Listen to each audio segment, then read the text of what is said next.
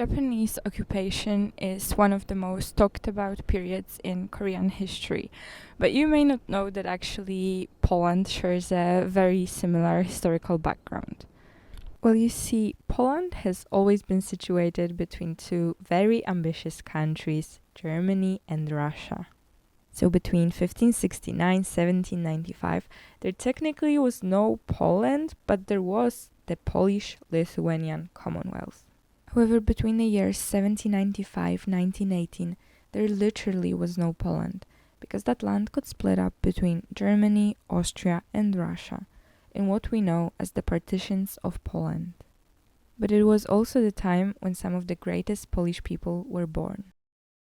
But because of the restricted freedom of speech, most of the elites were moving to Paris. So, in order for you to understand why are these people so important that we are still talking about their relationship until this day, I decided to talk to some Polish people here in Seoul.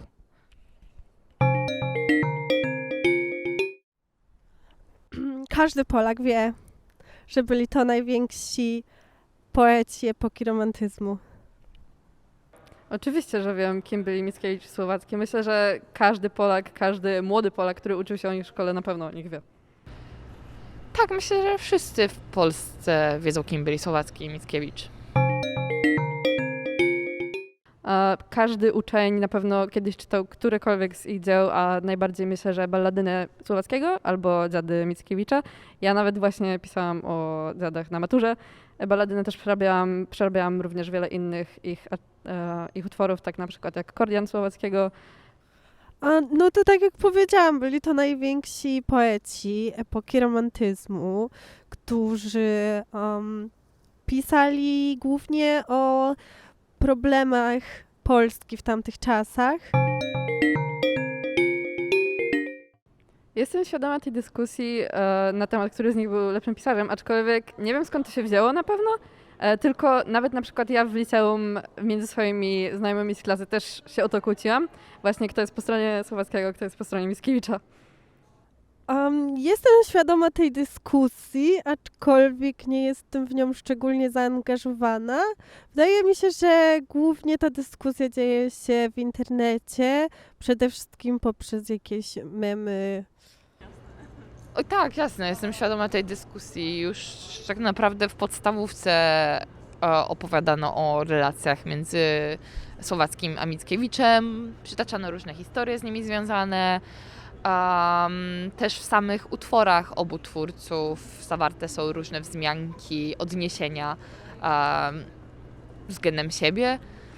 Ale tak, wracając do pytania, wiem, że dyskusja na temat tego, który z tej dwójki zasługuje na miano największego wieszcza narodowego, toczyła się już tak naprawdę od ich czasów. Z początku była to tak naprawdę dyskusja prowadzona między nimi,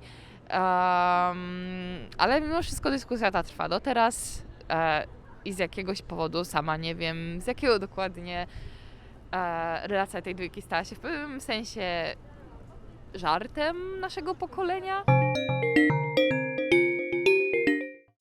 A według mnie to by musiał być raczej Adam Mickiewicz. Nawet myślę, że jestem trochę skłonna do tej odpowiedzi, dlatego że chodzę do Uniwersytetu imienia Adama Mickiewicza teraz w tym momencie.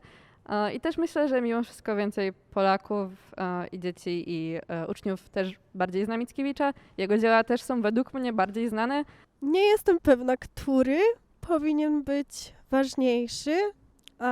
Pamiętam, że bardzo podobały mi się dziady Mickiewicza, w sumie wszystkie części, ale za to nie rozumiem tego, dlaczego Pan Tadeusz jest aż tak istotną lekturą.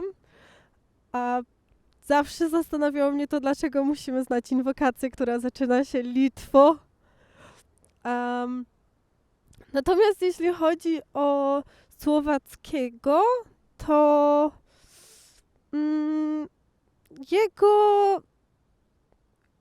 jego powieści też były w pewien sposób ciekawe i dziwne jednocześnie,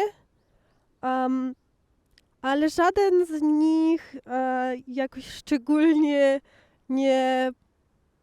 wzbudził mojego zainteresowania.